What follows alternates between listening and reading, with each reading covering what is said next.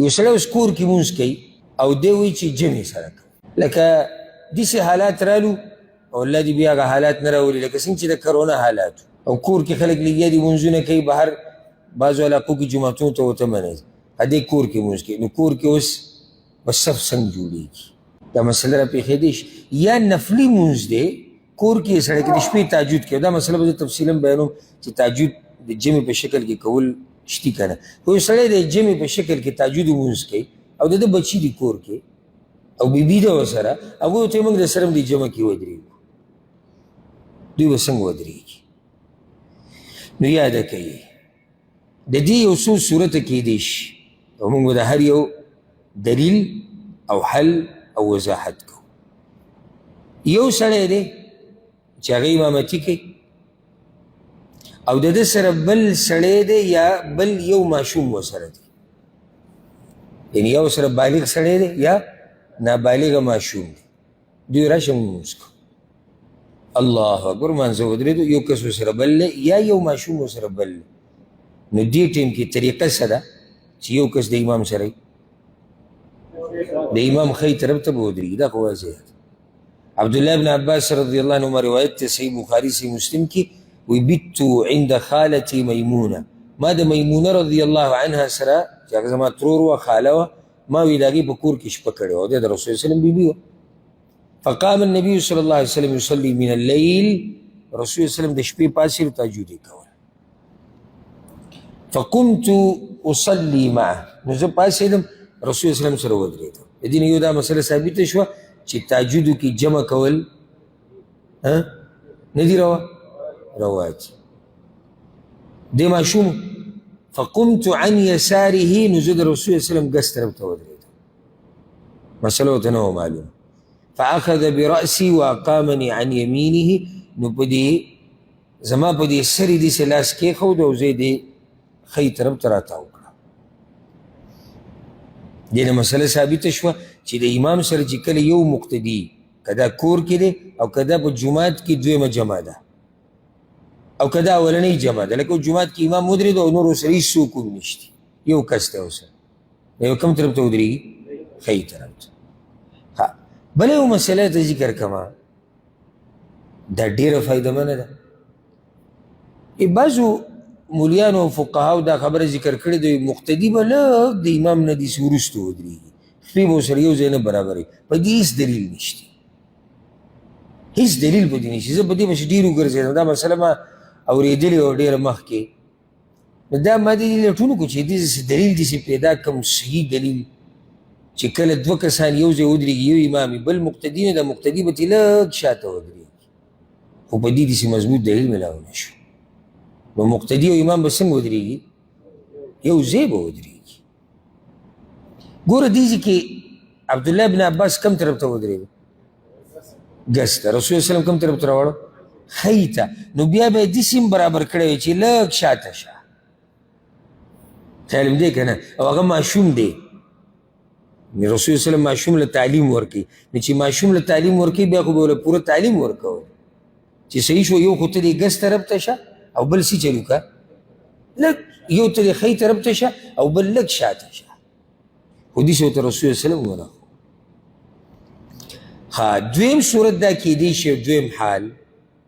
چې یو سړی دی کور کې مونځ کوي او وایي راځئ امامتي کوو، جمع سره یې کوو، د ده سره دوه بالغان مونځ کوي یا یو سړی او یو ماشوم، خو کسان ورسره دوه دي، لکه یو امام دی او دوه کسان دي. په اولني صورت کې موږ یو امام دی یو مقتدي، نو د دې مسله خو واضحه ده، د دې خو تپوس ته ضرورت نشته چې دواړه به کوم ځای کې ودرېږي؟ شاته به ودرېږي. دوه نارینه یا یو نارینه یو ماشوم، په دې دلیل دی الحمدلله. صحیح مسلم کې حدیث دی، جابر رضی الله عنه وی جئتو، وی زه رالم د رسول وسلم خواته، ابو منځه ولاړ حتی قمت عن يسار رسول الله صلی الله علیه وسلم، نو زه هم ګس طرف ته ودرېدم. د دې نه بله مسله هم ثابته شوه، خیال م دی لکه یو سړی لګیا دی یوازې مونځ کوي، ته راشه ورسره ودرېږه، نو هغه خپل نیت بدل کو د یوازې مونځ کوونکي نه امام ته، نو دا صحیح دی. په دې مسله ورسېدی؟ دلته اکثر سړی ولاړي بل کس راشي ورسره ودرېږي بیا موږ راشو معلومات کو یاره دا عرب پته نشي راشي و سړی حدیث چلو که ودرېږي د هغوی په دې مسله پوه دي موږ نه یو پوه دلیل دا دی چې دا کار صحیح دی وګوره رسول سلم ولاړ دی حالانکه رسول سلم خو نیت د امامتۍ نه دی کړی خو یوازې ولاړ په دې اولني حدیث کې هم داسې وه عبدالله بن عباس دا قصه چې او دی ورسره وروسته شریک شي چې وروسته شریک شو نو هغه د منځه په دوران کې نیت د یوازې لمونځ کوونکي نه بدل کړو څه ته امام ته نو زموږ دپاره به دا کار روا وي که ناروا به روا به ښه جابر چې راغی دیم کس طرف ته ودرېدو فاخذ بيدي فادارني حتى قامني عن يميني رسول صلی الله علیه وسلم زه دې لاس نه ونیوم او دې شراتاوي کړم او دې ښی طرف ته ودرولم ثم جاء جبار ابن صخر رضي الله عنه فتوضا دې کې یو بل کس راغی جبار ابن صخر نوم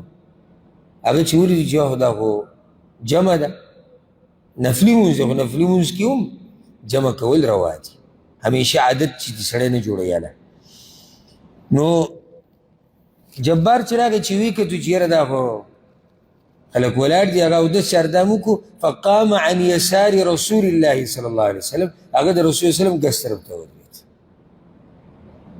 نو جابر کم طرف ته شو ښی ته او جبار ګس ته فاخذ رسول الله صلی الله علیه وسلم بیدنا جمیعا رسول وسلم زموږ دواړو د لاسونه ونیو یو د لاس بل د لاس فدفعنا حتى اقامنا خلفه نو موږ دواړو له دې صدیقه راکړه او موږ یې شاته ودرولو ولې شاته کړو دوه کسان د دې نه بله مسله هم راووته چې د منځه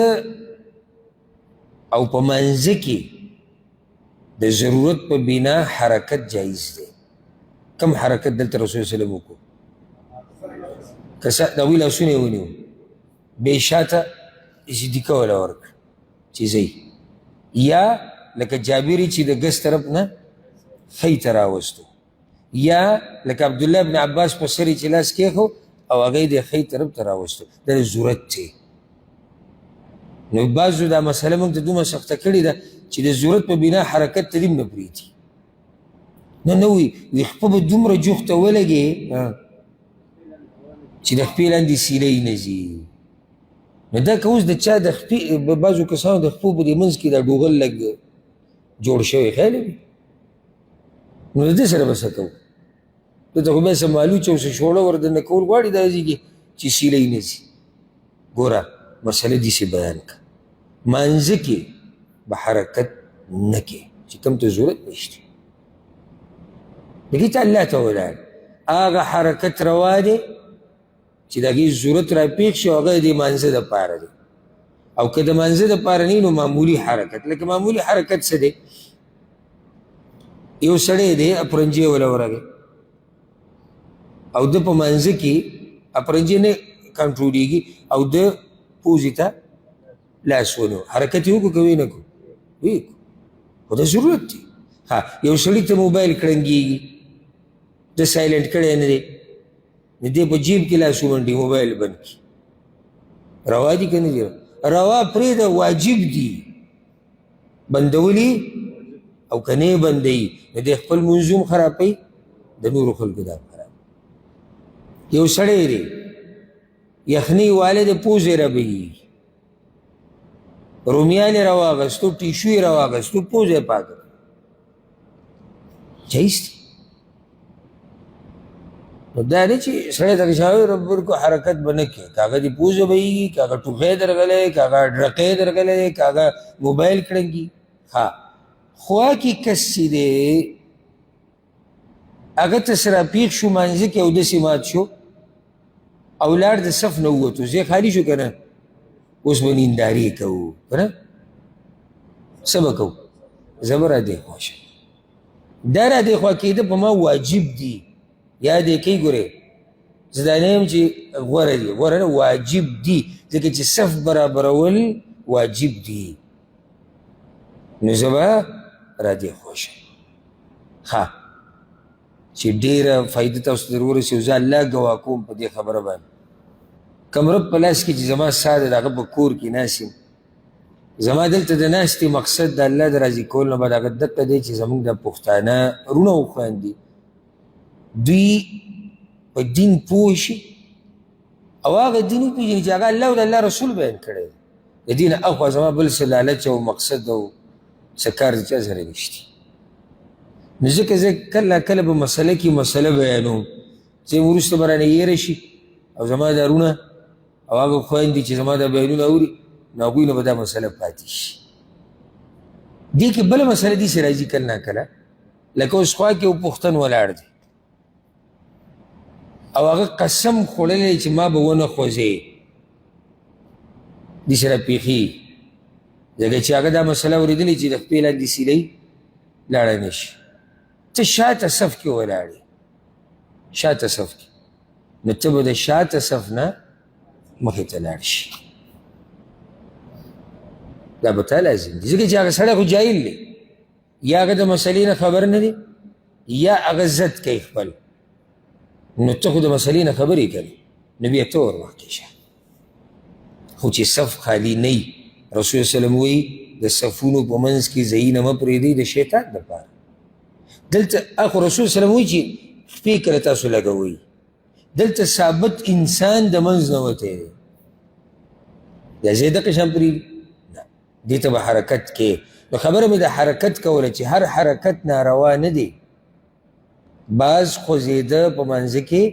روا دي او بعض خوځېده په منځه کې لازم دي. ورسېدې به که نه ها موږ دوه صورتونه بیان کړو که نه یو امام یو مقتدي او یو امام دو مقتدیان. هغه مقتدیان یا خو دواړه نارینه دي یا یو نارینه دی یو ماشوم دی. ها یو بله مسله ته ذکر کوم څنګه چې دا جابر ودرېدلی او جبار ودرېدلی دوی څنګه ودرېدلي و اوله کې نه خیط او ګس ده دا طریقه هم روا ده دا طریقه روا ده خو غوره طریقه دغه ده کومه چې رسول وسلم هغوی ته وښودې حدیث څنګه روا ده په دې دلیل دی. صحیح مسلم کې حدیث دی د علقمه او د اسود رحمهم الله چې دا دواړه رالو په عبدالله بن مسعود پسې رضی الله عنه نو هغه د جمع مونځ شروع کړو فقام بینهما نو د هغوی په منځ کې ودرېد وجعل احدهما عن يمينه والاخر عن شماله نو یو خیته شو